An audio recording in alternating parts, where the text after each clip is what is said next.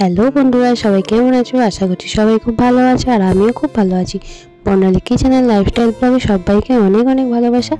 আজকে আমি কাতলা মাছের একটা খুব সিম্পল একটা ঘরোয়া রান্না তোমাদের সাথে শেয়ার করছি। চলো বন্ধুরা, সম্পূর্ণ ভিডিওটি তোমরা দেখতে থাকো। কাতলা মাছটাকে আমি ধুয়ে নুন হলুদ মাখিয়ে নিয়েছি। এবারে যা যা উপকরণ লাগছে দেখো, এখানে আলু একটু বড় বড় করে কেটে নিয়েছি, পেঁয়াজ কাঁচা লঙ্কা কুচি নিয়েছি, টমেটো কুচি নিয়েছি আর ধনেপাতা কুচি নিয়েছি। এখানে আছে মটরশুঁটি আর আছে আদা রসুন বাটা। দেখো কড়াই গরম হয়ে গেছে, কড়াইতে প্রথমে সর্ষের তেল দিয়ে দিল। রান্নাটা সর্ষের তেলে হবে, তোমরা চাইলে রিফাইন তেলেও করতে পারো। এবারে একে একে মাছগুলো দিয়ে দিচ্ছে। তো মাছগুলো দেওয়ার পর মাছগুলোকে খুব ভালো করে ভেজে নিতে হবে। তো দেখো মাছগুলো দিয়ে দিচ্ছি, মাছগুলো ভাজা হোক, তারপরে আবারও আমি তোমাদের সাথে কথা বলছি। আমার চ্যানেলে সকল বন্ধুদের অসংখ্য ধন্যবাদ ও ভালোবাসা। সবাই এভাবে সাপোর্ট করো, এভাবে পাশে দেখো। আমিও তোমাদের পাশে সবসময় ছিলাম, আছি, থাকবো। তো মাছগুলোকে দেখো দিয়ে দিয়েছে। মাছগুলোকে এবারে একটু ভালো করে ভেজে নেবে।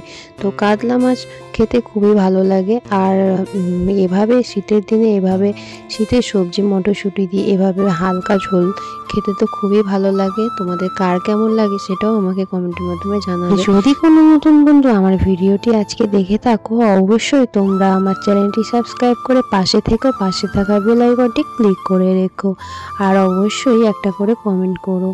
তো দেখো মাছটা আমার কিন্তু অনেকটাই ভাজা ভাজা হয়ে গেছে। এবারে মাছগুলোকে তুলে নেবে আর রান্নাটা আমার মা করছে।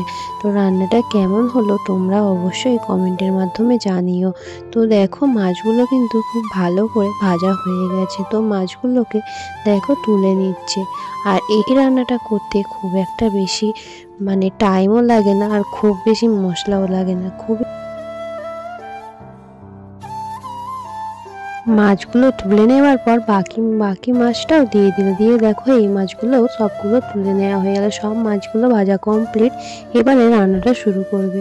তো দেখো কড়াইতে আলুগুলো প্রথমে দিয়ে দিয়েছে। তো আলুগুলো দেখো অনেকটাই বড় বড় করে কেটে নিয়েছে। তো আলুগুলো দিয়ে দিল। দিয়ে আলুগুলোকে কিছুক্ষণ ধরে একটু ভালো করে ভাজা ভাজা করে নেবে। তো এভাবে বড় বড় করে আলু দিলে খেতে খুবই ভালো লাগে। আর দেখো আলুটা একটু ভালো করে প্রথমে লাল লাল করে ভেজে নেবে। তো ভাজাটা অনেকটাই হয়ে এসেছে, দেখেই বুঝতে পারছো। তো এবারে দেখো এর মধ্যে পেঁয়াজ কুচিগুলো দিয়ে দিল আর কাঁচা লঙ্কা কুচিটাও দিয়ে দেবে। পেঁয়াজ কাঁচা লঙ্কা কুচিটা দেওয়ার পর এগুলোকেও বেশ কিছুক্ষণ একটু ভালো করে ভাজা ভাজা করে আলুটা ভাজা ভাজা হয়ে যেতে আলুটা তুলে নিয়েও মশলাটা আলাদাভাবে কষিয়ে আলুটা পরে দিয়েও করা যায়। এভাবে করলেও ভালো হয় আর ওইভাবে করলেও ভালো হয়। তো তোমরা যেভাবে খুশি করতে পারো, এইভাবেও করে দেখো, এটাও খুবই ভালো খেতে হয়।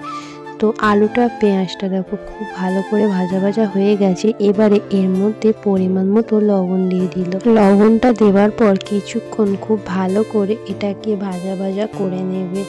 তো দেখো খুব ভালো করে ভাজা ভাজা হয়ে যেতে এর মধ্যে আদা রসুন বাটাটা দিয়ে দিল। তো আদা রসুন বাটাটা দেওয়ার পরেও এবারেও বেশ কিছুক্ষণ একটু কষিয়ে নিতে হবে, যতক্ষণ না পর্যন্ত আদা রসুনের কাঁচা গন্ধটা যাচ্ছে। তো এবারে এর মধ্যে দেখো দিয়ে দিল টমেটো কুচি। তো টমেটো কুচিটা দেওয়ার পর এটাও খুব ভালো করে একটু নাড়াচাড়া করে নেবে। টমেটোটা নাড়াচাড়া করে নিতে নিতে একটু নরম হয়ে গেলে এর মধ্যে বাদবাকি মশলাগুলো দিয়ে দেবে। তো দেখো টমেটোটা ভাজতে ভাজতে অনেকটাই নরম হয়ে গেছে। এর মধ্যে এবারে মটরশুঁটিগুলো দিয়ে দিল। তো মটরশুঁটিগুলো তোমরা আলাদাভাবে ভেজেও রাখতে পারো আর এভাবেও করতে পারো। তো মটরশুঁটিটা একেবারে কচি ছিল, সেই কারণে এখনই দিয়ে দিল, এটা আলাদাভাবে আর ভাজেনি। তো দেখো এইটাকে একটু ভালো করে ভাজা ভাজা করে নেওয়ার পর এবার এর মধ্যে মশলা অ্যাড করে দেবে। 1 চামচ হলুদ গুঁড়ো দিল আর 2 চামচ লাল লঙ্কার গুঁড়ো দিল। যেহেতু আলুটা অনেকটা দেওয়া আছে আর অনেকটা মটরশুঁটি সব কিছু টমেটো অনেকটা আছে বলে 2 চামচ লঙ্কার গুঁড়ো দিল। তো তোমরা ঝালটা তোমরা তোমাদের পরিমাণ মতো দিও। তো কষতে কষতে এবার আবারও একটু তেল দিয়ে দিল। দিয়ে খুব ভালো করে এবার মশলাটাকে একটু কষিয়ে নিতে হবে।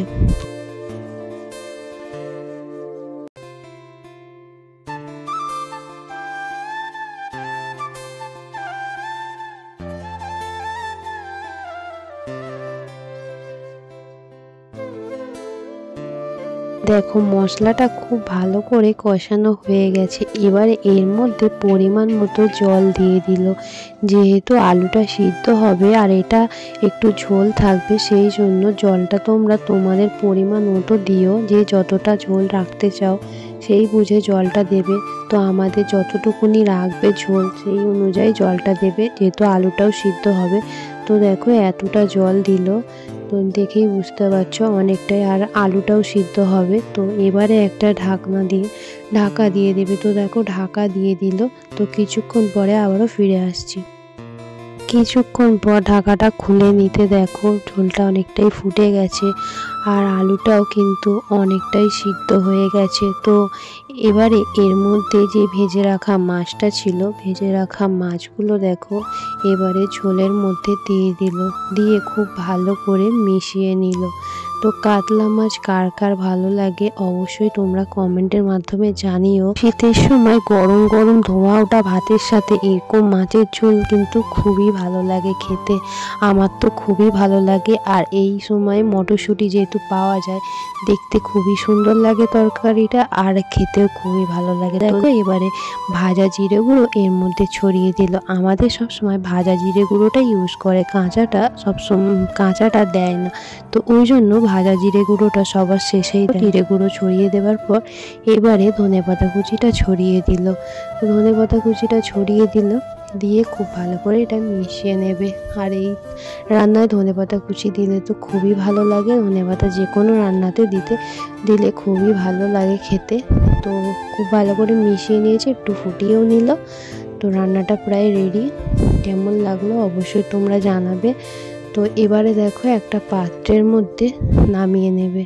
তো দেখতে কতটা সুন্দর লাগছে আর খেতে খুবই টেস্টি হয়েছিল। তোমরাও অবশ্যই এভাবে একবার বানিয়ে খেয়ে দেখো, তোমাদেরও খুব ভালো লাগবে। আর যদি ভালো লেগে থাকে অবশ্যই লাইক কমেন্ট করে জানিও। নতুন বন্ধু হয়ে থাকলে অবশ্যই চ্যানেলটি সাবস্ক্রাইব করে পাশে থেকো। আমার ভিডিওটা শুরু থেকে শেষ পর্যন্ত যারা এতক্ষণ পর্যন্ত দেখলে সবাইকে অসংখ্য ধন্যবাদ ও ভালোবাসা। সবাই এভাবেই আমার পাশে থেকো। তোমরা পাশে থাকলে তবেই আমি এগিয়ে যেতে পারবো। তো দেখো রান্নাটা কত সুন্দর লাগছে দেখতে, আর খেতে কিন্তু খুবই ভালো হয়েছিল। তো আজকের রেসিপিটি তোমাদের কেমন লাগলো অবশ্যই তোমরা কমেন্টের মাধ্যমে জানিও, আর একটা করে লাইক করে দিও। সবাই খুব ভালো থেকো, সুস্থ থেকো, সাবধানে থেকো। আবারও দেখা হবে অন্য কোনো রেসিপির সাথে। ততক্ষণের জন্য টাটা, বাই বাই।